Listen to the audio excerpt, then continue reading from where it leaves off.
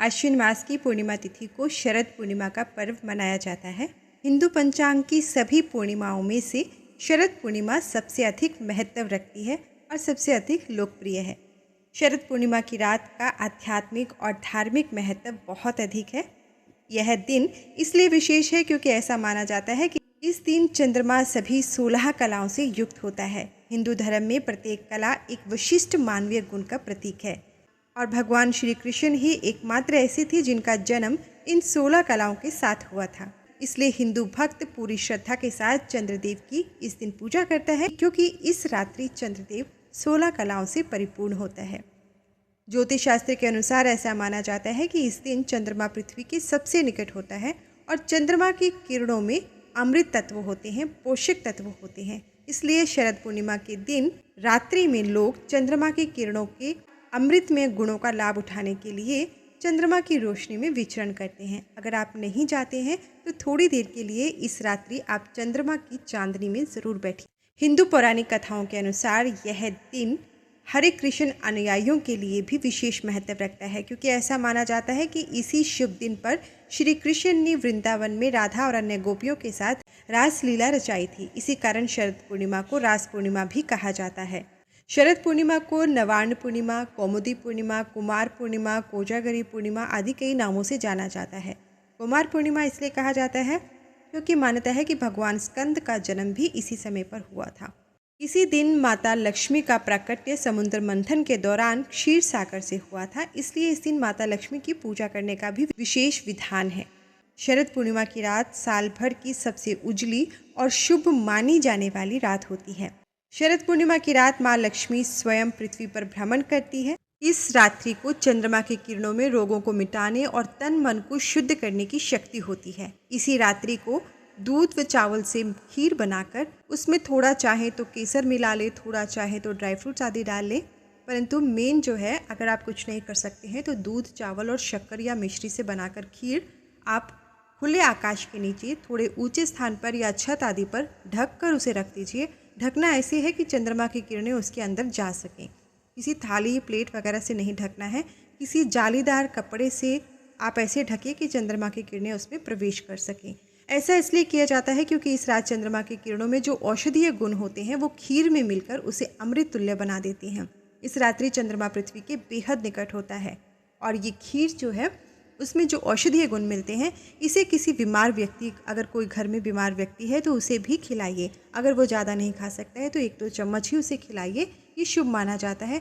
ये उसके लिए औषधीय तौर पर काम करता है, परंतु ध्यान रखिएगा अगर उन्हें दूध से एलर्जी है या कुछ है तो फिर आप उस बात का ध्यान रखिएगा।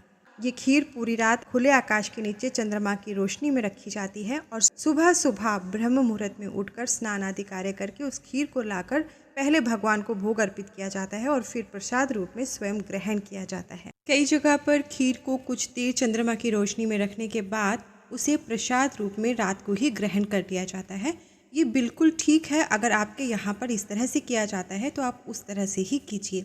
साथ में ही इस बात का विशेष ध्यान रखिए कि जब आप खीर को ढककर चंद्रमा की रोशनी में रख रहे हैं तो किसी तरह का कोई जीव, कोई जंतु, कोई बिल्ली आदि उसमें मुंह न डाले, तो इसका विशेष ध्यान रखिएगा। जिस चीज़ से भी आप उसको ढक कर रख रहे हैं उससे प्रॉपर वे में ढक के रखिए ताकि कोई कीड़ा वगैरह उसके अंदर ना जा सके। हिंदू धर्म ग्रंथों में बताया गया है कि शरद पूर्णिमा की रात माँ लक्ष्मी स्वयं पृथ्वी पर भ्रमण करती है। यह वह समय होता है जब अंधकार कम और प्रकाश अधिक होता है, जो समृद्धि और ज्ञान का प्रतीक है। माँ लक्ष्मी इस दिन उन घरों में प्रवेश करती है जो स्वच्छ होते हैं, उजाले से भरे होते हैं, श्रद्धा से सजे होते हैं। इसलिए इस रात को कोजागरी पूर्णिमा के नाम से भी जाना जाता है।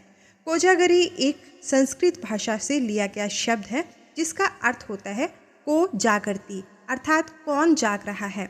आमतौर पर यह शब्द पश्चिम बंगाल, असम और भारत के कुछ अन्य हिस्सों में प्रयोग किया जाता है। तो माता लक्ष्मी देखती है कि कौन जाग रहा है, अर्थात कौन जागरूक है, और फिर उसे माँ धन, धान्य और सौभाग्य का वरदान देती है। आइए पहले जान लेते हैं कि पूर्णिमा तिथि कब प्रारंभ हो रही है, कब समाप्त हो रही है, किस दिन व्रत रखा जाएगा, और साथ में फिर आपको बताएंगे कि कौन से ऐसे कार्य हैं जो इस समय पर ज़रूर करने चाहिए। पूर्णिमा तिथि प्रारंभ हो रही है 6 अक्टूबर को दोपहर 12:24 पर और समाप्त होगी 7 अक्टूबर को सुबह 9:14 पर।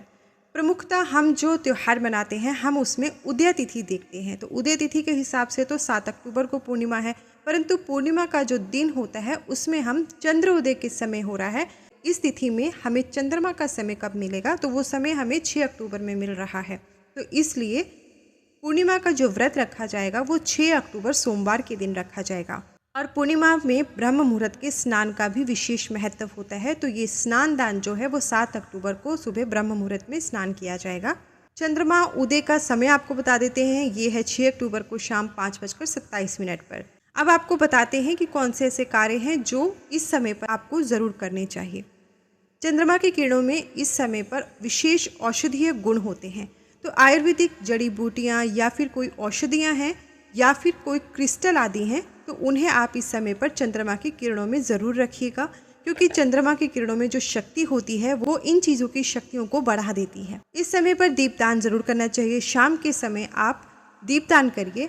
घर के मुख्य द्वार के बाहर दोनों साइड दीपक प्रज्वलित करना बहुत ज़रूरी है, बहुत शुभ माना जाता है, क्योंकि माँ लक्ष्मी का आगमन होता है। तो उनकी प्रसन्नता के लिए, उनके स्वागत करने के लिए हम इस दिन शाम के समय अपने घर के मुख्य द्वार पर दीपक प्रज्वलित करके ज़रूर रखते हैं। साथ में आप दीपदान कर सकते हैं, किसी मंदिर में कर सकते हैं, बहते हुए जल में अगर आप रख सकते हैं तो डोने में रखकर आप दीपदान कर सकते हैं।